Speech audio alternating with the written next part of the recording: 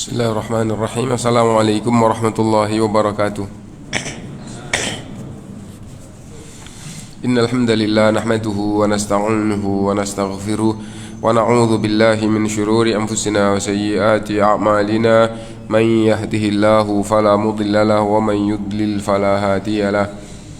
Wa asyhadu an la ilaha illallah wahdahu la syarika lahu wa asyhadu anna Muhammadan 'abduhu wa rasuluh.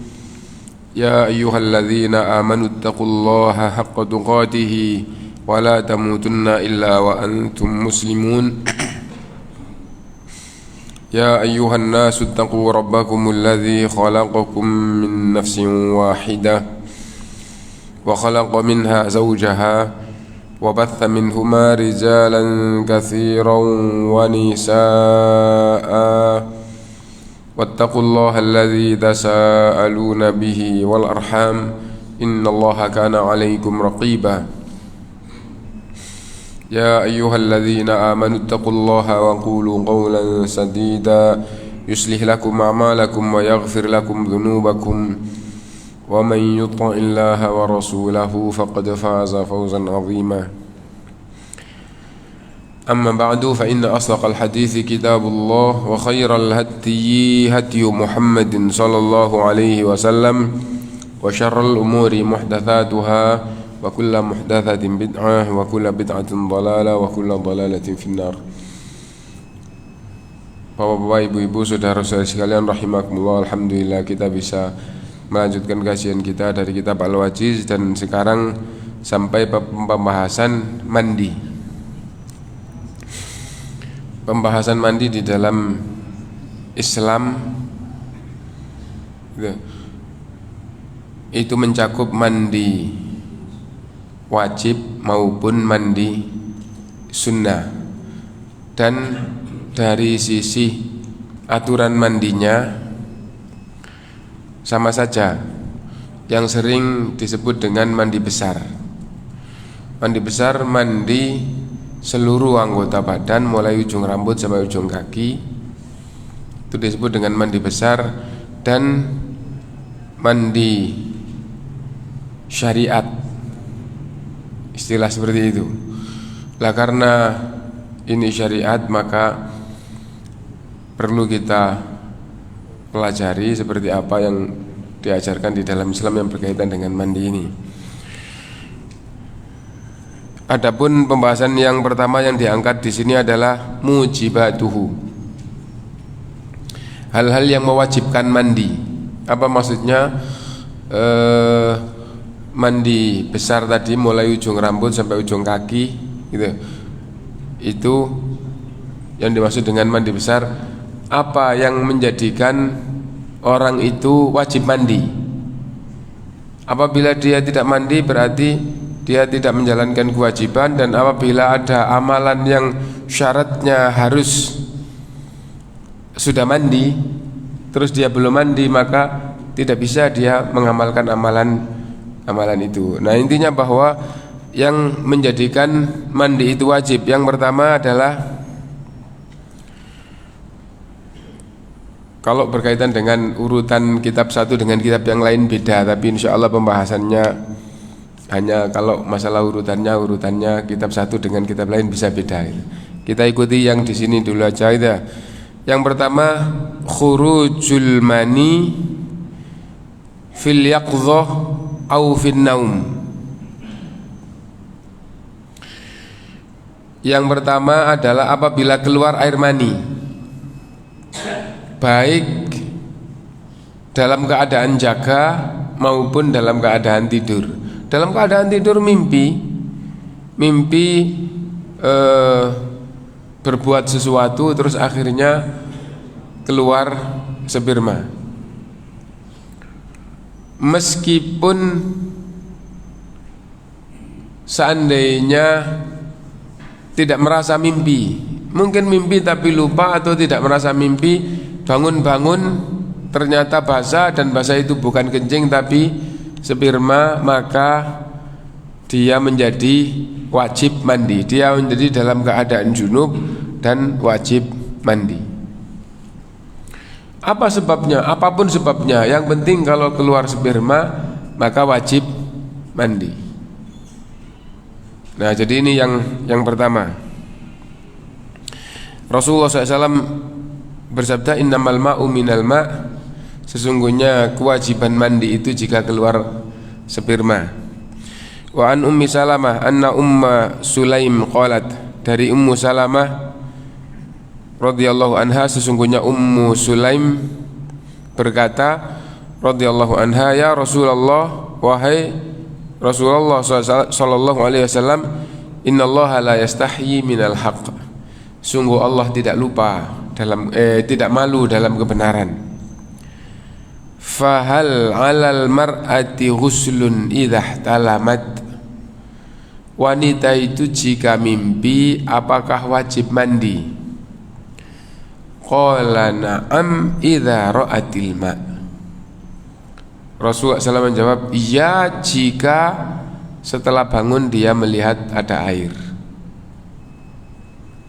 Jadi patokannya adalah keluar air. Yang dimaksud air di sini adalah air sperma.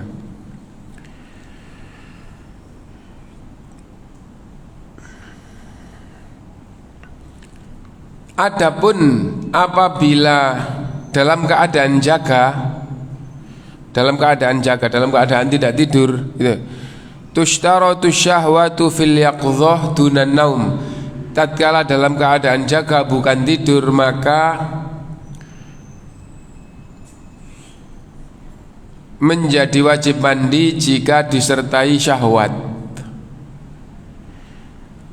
Liqaulihi sallallahu idza hadzafatil ma faghtasil minal janabah wa idza lam takun hadzifan fala taghtasil. Apabila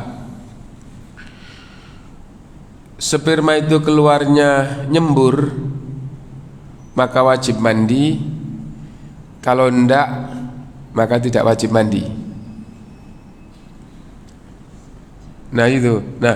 Lalu ulama memahami bahwa sperma itu tidak dalam keadaan nyembur keluarnya kalau tidak ada syahwat. Lah apa enggak syahwat bisa keluar sperma? Bisa jadi keluar karena penyakit, karena sakit tertentu. Sebagaimana orang kencing kalau sudah tua terus beser itu enggak terasa kencing tapi basah. Nah, bisa jadi sperma juga keluar seperti ini. Adapun apabila syahwat keluarnya pasti dengan nyembur. Wa man ihtalama. Sebentar. Qala Syaukani, Imam Asy-Syaukani berkata, al-hadfu huwa ramyu. Yang dimaksud dengan al-hadfu adalah melempar. Lah, apabila sperma itu terlempar, nyembur tadi itu ya. Wa huwa la yakunu bihadhihi sifa illa li syahwa, dan tidak bisa keluar sperma seperti itu kecuali jika ada syahwat. Walihadza qala al-musannifu, oleh karena itu penulis mengatakan wa fihi tanbihun ala anna ma yakhruju li ghairi syahwatin imma limaradin au burudatin la yujibul ghusl. Karena itu penulis menjelaskan kalau keluar tidak karena syahwat, misalnya karena sakit terus basah, terus dilihat kok begini, ini bukan kencing, terus baunya kok begini, ini bukan kencing. Nah, dari teksturnya juga bukan, akhirnya mantap bahwa itu adalah sperma, tapi karena sakit atau karena sangat dingin, la yujibul ghusl, tidak wajib mandi. Wa man ihtalama wa lam yajidil ma'a fala ghusl alaihi, dan yang mimpi keluar air tapi ketika bangun tidak ada airnya,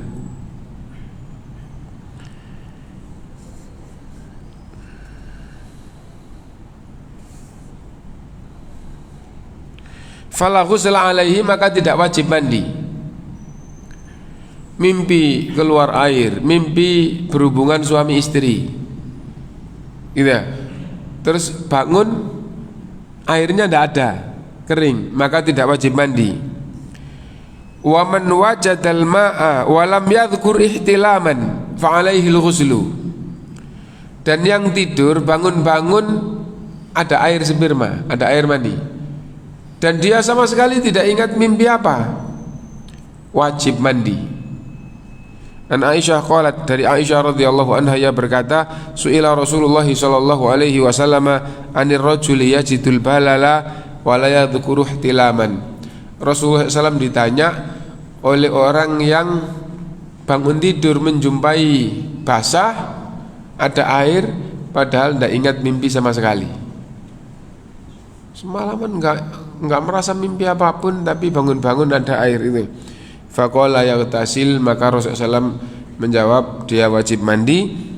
Wa 'anir rajuli yara annahu qad ihtalama wa lam yajidil balal. Dan ditanya lagi oleh orang yang bermimpi itu, bermimpi sampai selesai, ternyata ketika bangun tidak ada air apa-apa, kering gitu. Faqala, maka Rasulullah SAW menjawab, la ghusla alaihi, tidak wajib mandi baginya. Kesimpulannya, patokannya wajib mandi yang pertama adalah keluar air. Yang kedua, jima wa illam yanzil, berhubungan suami istri meskipun tidak keluar. Patokannya apa? Patokannya adalah apabila bertemu dua khitan. Ini maksud dua khitan adalah alat kelamin laki dan alat kelamin perempuan. Apabila ketemu maka wajib mandi. An Abi Hurairah radhiyallahu anhu Nabi sallallahu alaihi wasallam qala idza jalasa baina syu'abihal arba' thumma jahadaha faqad wajabal ghuslu wa illam yanzil. Jika seorang suami itu sudah duduk di 4 cabang istrinya, lalu ia telah mengerahkan kesungguhannya, maka wajib mandi meskipun tidak keluar. Intinya apabila jima atau bertemu dua khitan, maka wajib mandi meskipun tidak keluar. Yang ketiga, Islamul kafir. Kalau ada orang kafir masuk Islam, ada orang non muslim masuk Islam, maka wajib mandi. An Qais ibni Asim, dari Qais ibni Asim radhiyallahu anhu aslama, bahwa dia masuk Islam. Fa amarahun Nabi sallallahu alaihi wasallam, maka Nabi SAW memerintahkan ayyagtasila bima'in wasidrin, diperintahkan untuk mandi dengan air dan campur daun bidara. Adapun campur daun bidara gitu, karena ada hadisnya maka itu termasuk perintah, dan seandainya tidak ada daun bidaranya maka juga sah, berarti daun bidara di sini adalah sunnah. Nah, dan yang wajib adalah mandinya. Kenapa? Karena itu banyak riwayat para sahabat yang mandi tanpa menyebutkan pakai daun bidara atau cari dulu daun bidara. Nah, sekarang yang tidak diangkat di sini tapi juga dibahas oleh ulama, bahwa kalau ada orang mau masuk Islam atau ada orang masuk Islam, wajib mandi. Mandinya sebelum mengikrarkan 2 kalimat syahadat masuk Islam atau setelah membaca 2 kalimat syahadat. Maka kalau tentang sah mandinya, dua-duanya sah. Adapun apabila masuk Islamnya itu terencana di satu tempat, waktunya juga ditentukan, maka tuntunannya adalah mandi dulu. Adapun apabila tidak terencana, waktunya tidak ditentukan atau tidak berkesempatan mandi dulu, maka masuk Islam atau mengikrarkan 2 kalimat syahadat, setelah itu baru mandi. Nah, dan sahabat ada yang diperintah mandi dulu kemudian baru mengikrarkan 2 kalimat syahadat. Dan ada yang datang langsung mengikrarkan 2 kalimat syahadat dan dia belum mandi. Nah itu. Yang keempat khusus bagi wanita, yaitu apabila berhenti dari haid dan dari nifas. Kalau belum berhenti boleh mandi apa enggak? Mandi besar boleh apa enggak? Jadi haid 7 hari baru 3 hari mandi besar boleh apa enggak? Mandi seluruh anggota badan boleh? Boleh aja ya. Mandi kebersihan boleh aja, tapi tidak menjadikan dia suci. Kenapa? Karena wanita yang haid, wanita yang nifas itu dalam keadaan berhadas besar, wudu juga tidak menjadi suci, mandi juga tidak menjadi suci jika belum selesai. Nah, dan yang terakhir ulama berbeda pendapat hukumnya wajib atau sunnah. Yang menguatkan wajib maka dimasukkan di sini, yang menguatkan sunnah dimasukkan di dalam bab hal-hal yang disunnahkan untuk mandi, yaitu mandi hari Jumat. Kenapa? Karena ada hadis ghuslu yaumal jumu'ati wajibun ala kulli muhtalimin, mandi hari Jumat itu wajib bagi setiap orang yang sudah balik. Tapi ada hadis lagi, man tawadda'a yaumal jumu'ati fabiha wa ni'mat wa man ightasala fahuwa afdal. Siapa yang wudu saja pada hari Jumat untuk melakukan Jumatan, maka itu sudah cukup dan bagus, dan siapa yang mandi maka itu lebih utama. Akhirnya ulama ada yang menguatkan hadis ini, ada yang menguatkan hadis itu. Kalau menguatkan hadis ini berpemahaman mandi hari Jumat hukumnya adalah wajib. Nah, kalau menguatkan yang satunya maka mandi Jumat hukumnya adalah sunnah. Nah, adapun mandi sunnah banyak gitu. Ada 8 atau ada 9 keadaan yang disunnahkan untuk mandi, dan baik mandi wajib maupun mandi sunnah semuanya adalah mandi besar, mandi seluruh anggota badan. Nah, arkanuhu, rukunnya mandi. Apa maksudnya rukun? Bagian terpenting yang harus terpenuhi, kalau enggak terpenuhi tidak sah.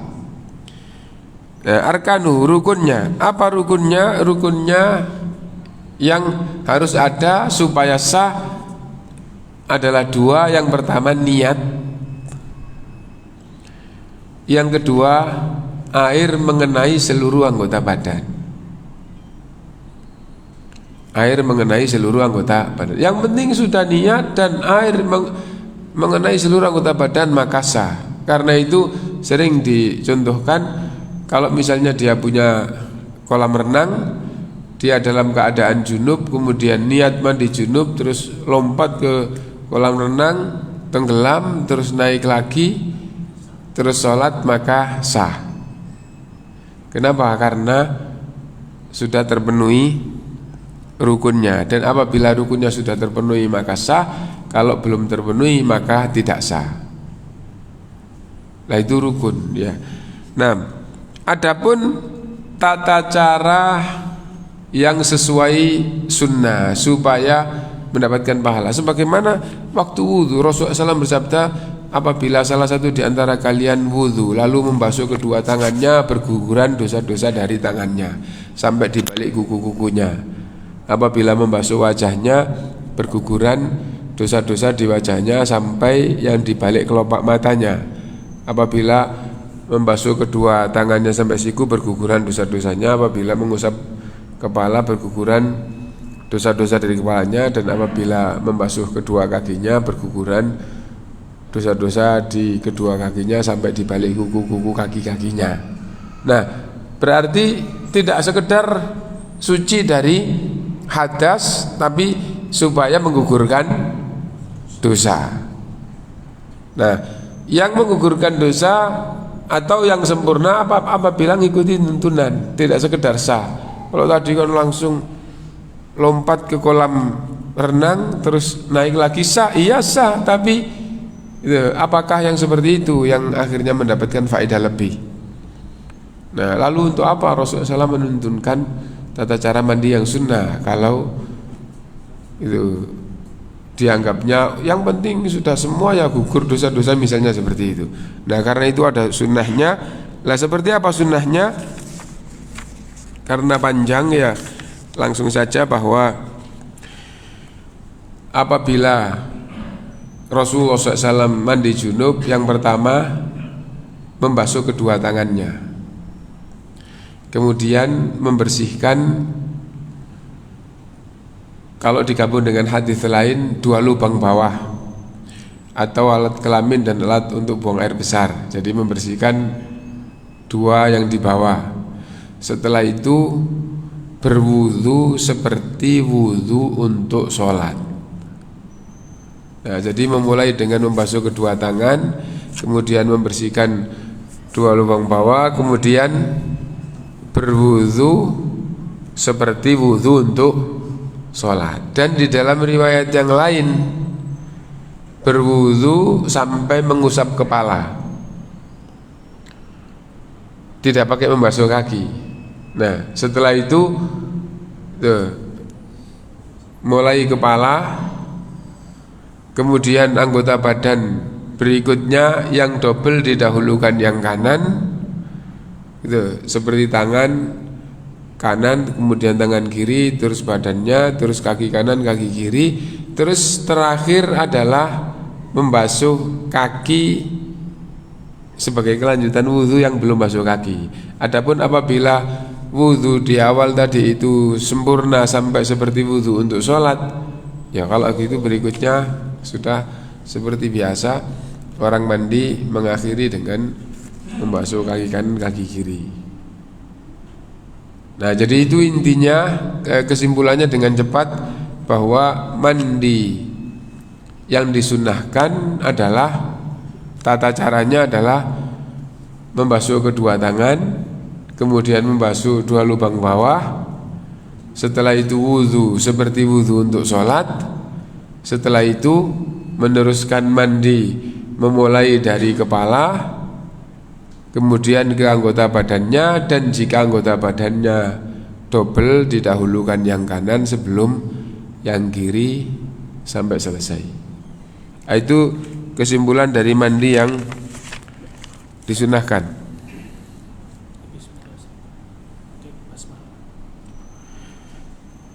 Ya, jadi memulai dengan bismillah gitu ya. Sebagaimana orang wudhu diperintahkan untuk memulai dengan bismillah, dan ulama berbeda pendapat apakah bismillah itu wajib atau bismillah itu sunnah baik dalam wudhu maupun di dalam mandi. Nah,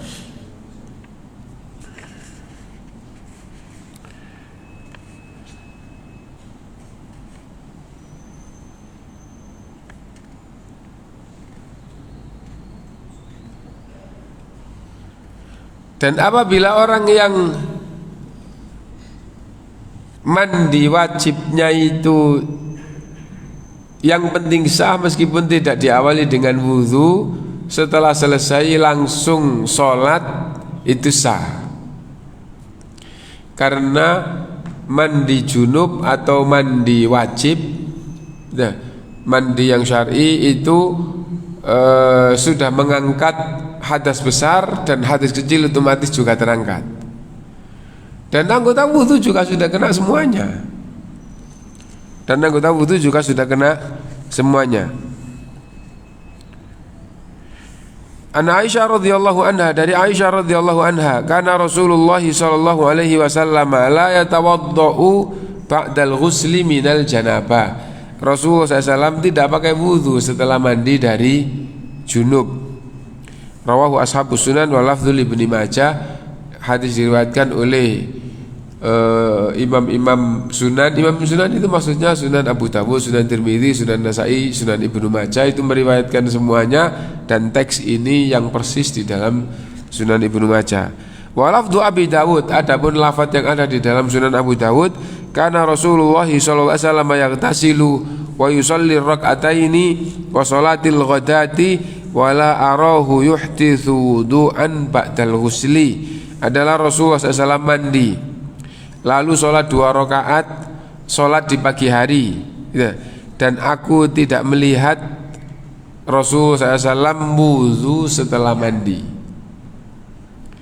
Jadi setelah mandi junub tidak pakai wudu, langsung sholat itu sah, meskipun mandi wajib tadi itu tidak sesuai tata caranya, tidak sesuai sunnah, yaitu tidak mengawali dengan mencuci kedua tangan, 2 lubang bawah, terus wudu seperti wudu sholat. Meskipun tidak pakai gitu, kenapa? Karena itu adalah sunnahnya. Jika amalan itu sudah sah, maka sudah seperti melakukan sempurna, maupun ada sunnah yang ditinggal, maka itu sah.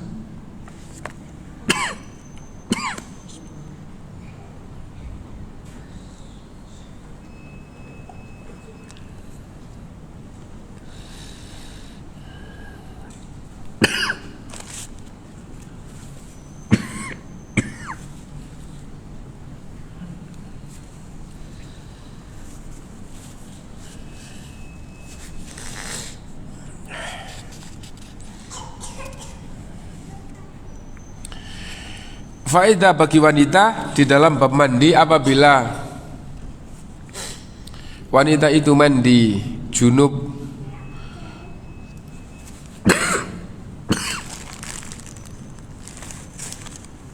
utamanya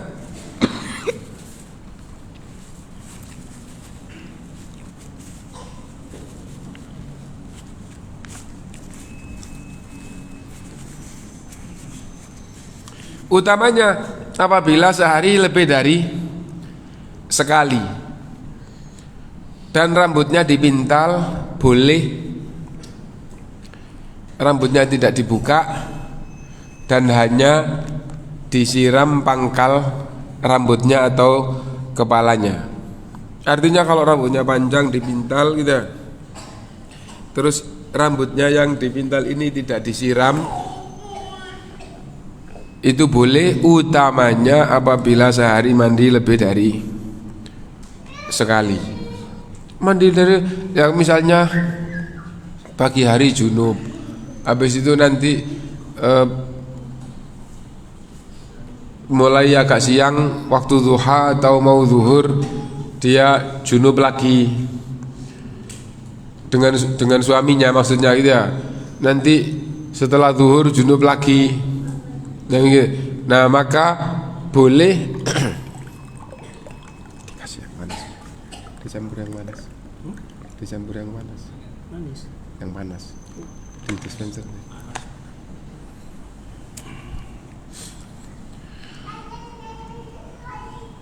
Nah, jadi gitu. Dan yang seperti itu dijelaskan di dalam Islam gitu. Dan bisa jadi sampai sekarang, utamanya kalau di zaman sekarang ya, misalnya dia pengantin baru terus sedang berbulan madu, akhirnya malam junub, mau sholat subuh junub, habis itu nanti waktu duha atau mau sholat zuhur dia harus mandi junub lagi, habis itu nanti asar mau sholat asar mandi junub lagi, bisa saja gitu.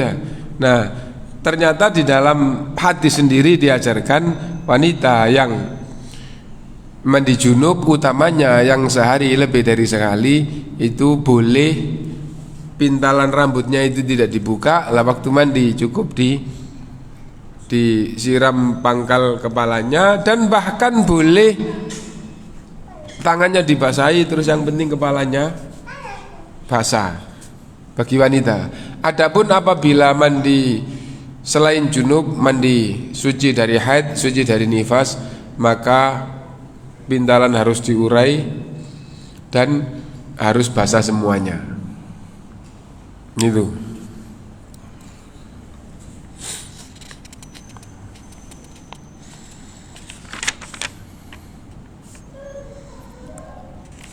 Dan dengan singkat juga yang terakhir,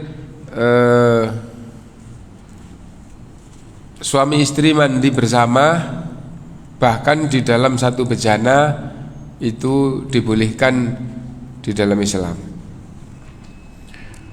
Seandainya kolam renang mandi junub bersama boleh. Kalau seandainya pakai bak terus dia mandinya pakai gayung bersama juga boleh. Nah, itu intinya bahwa itu, dan itu kaitannya mandi kemudian auratnya kelihatan oleh pasangannya itu tidak membatalkan dan tidak merusak mandi junubnya. Jadi boleh wanita, laki-laki maupun wanita, wudu maupun mandi dalam keadaan terbuka auratnya semuanya, dan bahkan karena suami istri itu boleh melihat aurat yang lainnya, maka tatkala mandi junub bersamaan itu dibolehkan. Dan bahkan Rasulullah SAW tidak sekali mandi junub bersama dengan Aisyah radhiyallahu anha. Maksudnya tidak sekali itu beberapa kali atau sering. Nah, itu yang berkaitan dengan wajib-wajibnya mandi, kemudian tata cara mandi. Kemudian berikutnya al-ightisalul mustahabbah, mandi yang sunnah. Apa saja yang menyebabkan orang Islam itu disunnahkan untuk mandi? Yang pertama, al-ightisal inda kullil jima'. Wajib mandi setiap mau berhubungan suami istri. Ungkapan yang lainnya adalah orang mau berhubungan suami istri disunahkan tidak dalam keadaan junub. Jadi gitu. Misalnya bagaimana? Misalnya begini. Pagi berhubungan suami istri, gitu ya. Atau misalnya malam, ya, awal malam habis sholat isya misalnya berhubungan suami istri, terus tengah malam bangun terus mau berhubungan lagi, disunahkan untuk mandi dulu baru berhubungan. Apalagi apabila ganti istri, istrinya lebih dari satu, kemudian bergilir, gitu ya. Nah, habis istri yang pertama kemudian pindah ke istri yang kedua di satu malam. Nah, maka disunahkan untuk mandi. Apa boleh tidak mandi? Boleh. Dan sunnah yang lebih ringan adalah wudu. Apa boleh tidak pakai wudu? Jawabannya juga boleh, karena hukumnya hanya sunnah. Dan Rasulullah SAW pernah semalam menggilir 9 istrinya, gitu. Dan itu menunjukkan bahwa Rasulullah SAW itu gampangannya punya fisik yang kuat, tetapi itu menunjukkan boleh, gitu ya. Adapun pikiran Rasulullah SAW itu secara umum adalah untuk agama dan untuk akhirat. Dan kalau masalahnya hanya itu, ada riwayat Nabi Sulaiman menggilir 70 istrinya dalam semalam. Gimana caranya? Ya, yang penting ada riwayat seperti itu, gitu ya. Dan Rasulullah SAW bersabda, nanti penghuni surga itu diberi kekuatan seperti 100 laki-laki. Satu laki-laki diberi kekuatan 100 laki-laki. Kenapa seperti itu? Semuanya itu adalah karunia Allah Subhanahu wa ta'ala untuk memberikan karunia-Nya kepada hambanya. Nah, intinya bahwa apabila itu berhubungan lebih dari sekali, baik istrinya tetap maupun ganti istri, maka diperintahkan atau disunahkan untuk mandi. Nah, yang kedua, al-ightisalul mustahadah li kulli shalah. Dan ini khusus bagi wanita dan bagi laki-laki supaya faham, karena untuk menasihati istrinya atau keluarganya, wanita yang sedang istihadah disunnahkan untuk mandi setiap mau sholat. Yang dimaksud setiap mau sholat adalah satu rangkaian, bukan setiap sholat salam terus berdiri sholat lagi mandi, bukan begitu. Tapi sekali mandi untuk satu rangkaian sholat. Jadi wanita yang istihadhah disunnahkan untuk mandi setiap melakukan satu rangkaian sholat. Nah, sekarang yang dimaksud dengan wanita istihadhah itu apa? Istihadhah itu keluar darah dari alat kelamin, tapi darah itu bukan darah haid, darah itu bukan darah nifas. Bukan waktunya haid dan bukan nifas. Lah kok keluar darah? Darah itu disebut dengan darah istihadhah. Disebut dengan itu. Nah, wanita yang keluar darah istihadhah setiap mau melakukan satu rangkaian sholat maka disunnahkan untuk mandi. Misal mandi, kenapa? Karena istihadhah. Dan yang namanya mandi di dalam Islam itu mandi seluruh anggota badan tadi itu. Ya. Nah, mandi khusus sholat duhur. Tapi sebelum sholat duhur sholat qobliyah dulu. Setelah itu sholat duhur. Setelah itu sholat ba'diyah, itu benar. Misalnya Ramadan gitu, mandi kemudian sholat qobliyah isya, terus sholat isya, terus sholat taraweh, salam, berdiri lagi, salam, berdiri lagi, salam, berdiri. Dan di dalam perjalanan sholatnya satu rangkaian ini, meskipun jelas-jelas terasa darah keluar, maka tidak batal wudunya. Yang penting masih di satu rangkaian ibadah tidak terputus. Lah kalau zuhur sudah mandi terus berhenti, nanti waktu asar mau sholat lagi disunnahkan untuk mandi lagi, mandi besar. Berhenti, habis itu nanti maghrib mau sholat disunnahkan untuk mandi lagi. Berarti minimal kalau menjalankan sunnah minimal mandi besarnya 5 kali. Mau mandi besar 5 kali keberatan, nah maka ada sunnah atau ada tuntunannya, boleh bagi wanita yang istihadhah dan mau menjalankan sunnah mandi. Ini ketentuannya ya. Wanita yang istihadhah dan mau menjalankan sunnah mandi untuk sholat, maka boleh melakukan jamak suri. Saya ingat dulu sudah pernah saya sampaikan jamak suri ya. Jamak itu zuhur sama asar digandeng, maghrib sama isya digandeng gitu ya. Nah, suri itu bahasa Arab, artinya adalah bentuk. Jamak suri bentuknya seperti jamak, tapi bukan jamak. Bentuknya seperti jamak tapi bukan jamak. Nah, boleh melakukan sholat zuhur sama asar seperti jamak, boleh melakukan sholat maghrib sama isya seperti jamak bagi wanita yang istihadhah dan ingin menjalankan sunnahnya mandi. Lah kalau tidak mau menjalankan sunnahnya mandi, tidak boleh. Ini bagi wanita istihadhah dan mau menjalankan sunnahnya mandi. Mandi setiap sholat tadi itu. Nah, boleh melakukan jamak. Bagaimana jamak suri itu? Mengakhirkan waktu yang awal dan menyegerakan waktu yang akhir. Mengakhirkan zuhur, menyegerakan asar. Tanpa jeda. Tanpa jeda. Jadi yang paling bagus adalah menghitung waktu.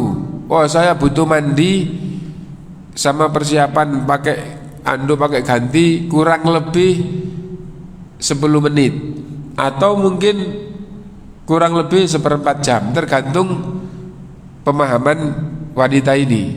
Oh, saya mandi sampai siap sholat butuh waktu kira-kira standarnya buat saya misalnya 10 menit.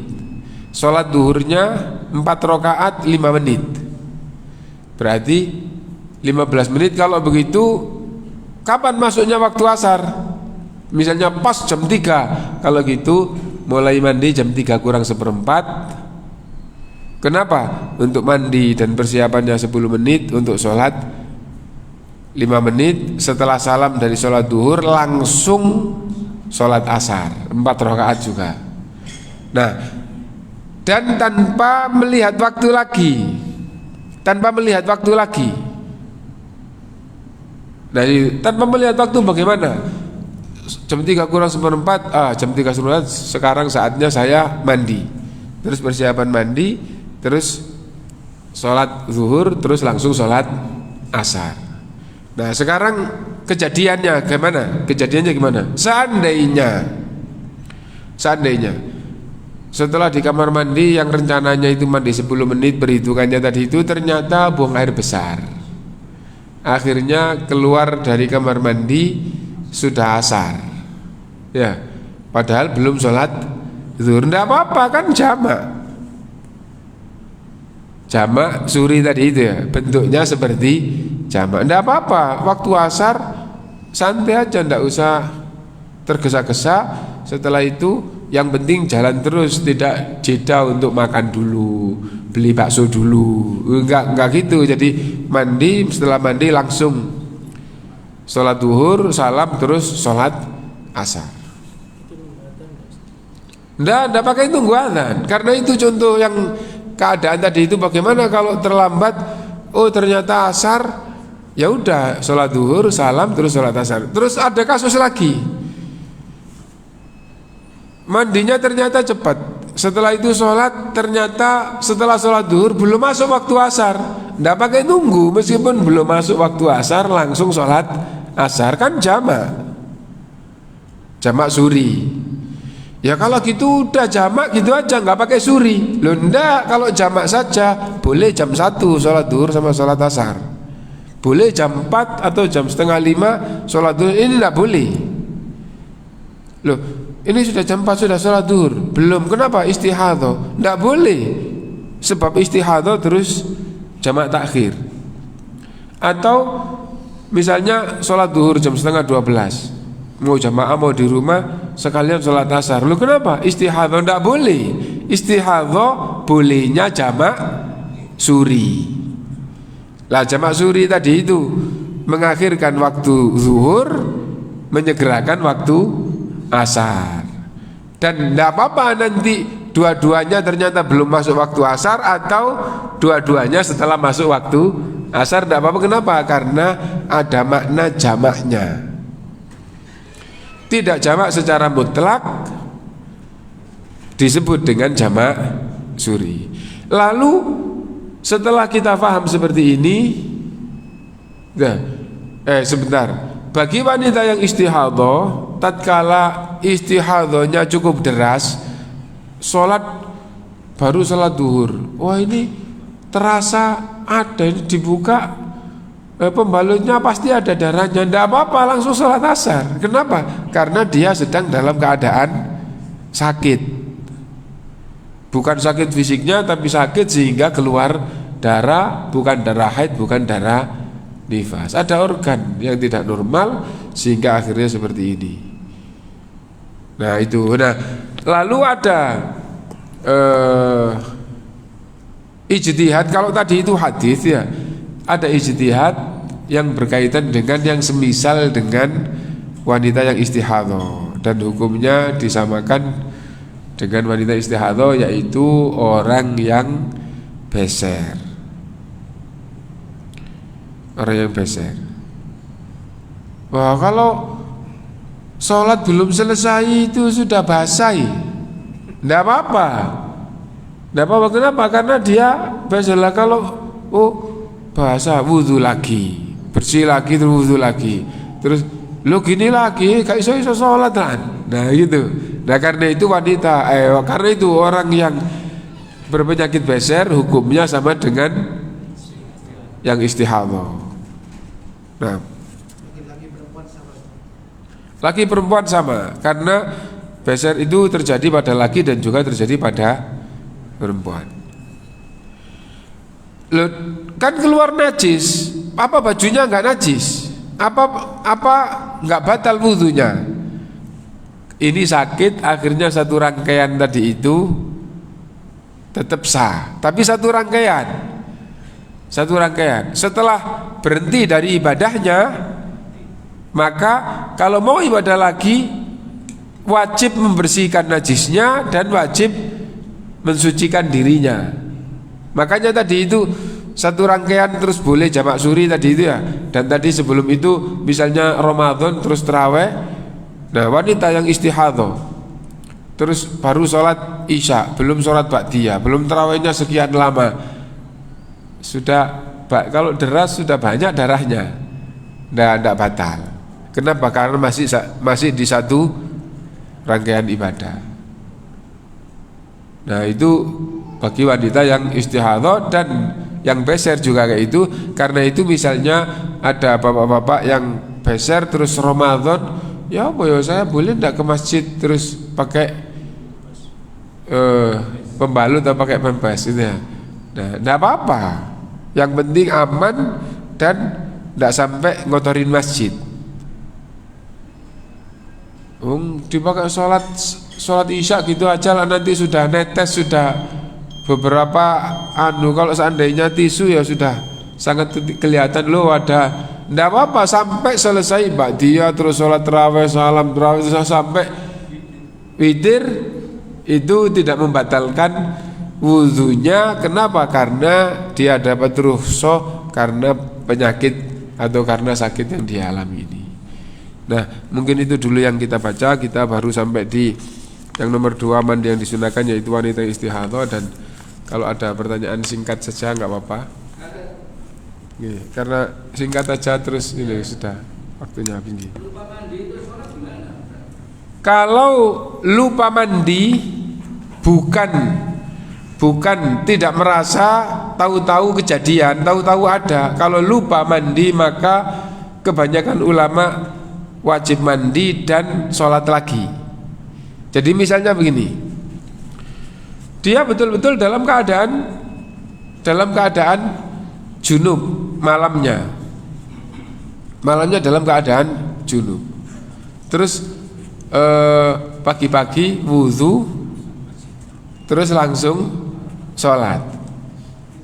Jam 7 loh junub, belum mandi, maka harus mandi dan sholat subuh lagi.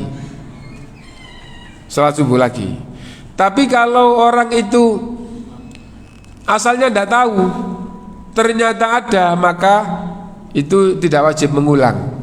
Contoh, dia sama sekali tidak merasa bahwa dia tidak dalam keadaan junub, dan dia tidak merasa bahwa mimpi dan terbangun di malam hari juga enggak gitu. Nah, setelah itu bangun, setelah itu wudu terus sholat. Ternyata di pakaiannya atau di sarungnya ada bekas air gitu ya, terus masih, wah ini ya jelas bekas air, terus dibau, atau ini sudah pasti ini adalah sperma gitu ya, maka sholatnya sah dan tidak wajib mengulang. Kenapa? Karena dari awal dia tidak tahu kalau ternyata keadaannya seperti itu. Apa ada dalilnya? Dalilnya adalah Rasulullah SAW sholat di tengah-tengah sholat, Jibril memberitahu bahwa sandalnya itu kena najis, menginjak kotoran najis, tinja. Nah, lalu disingkirkan oleh Rasulullah SAW sandalnya dari sholatnya, dan tidak mengulang tapi melanjutkan sholatnya di tengah-tengah sholat. Akhirnya ulama Ahlussunnah memberikan penjelasan yang tidak ketahuan, misalnya sudah dapat 2 rakaat, dia tidak tahu, bukan karena lupa, bukan karena dia tidak tahu kalau ternyata mulai takbir sampai di tengah-tengah tadi itu ada najis. Nah, diberitahu terus disingkirkan. Setelah itu tinggal melanjutkan gitu ya, melanjutkan sholatnya. Seandainya sampai selesai sah. Kenapa? Karena ini yang 2 rakaat juga sah. Nah itu. Nah, seandainya tahunya sudah salam, maka sama saja dengan yang 2 rakaat tadi itu ada najisnya.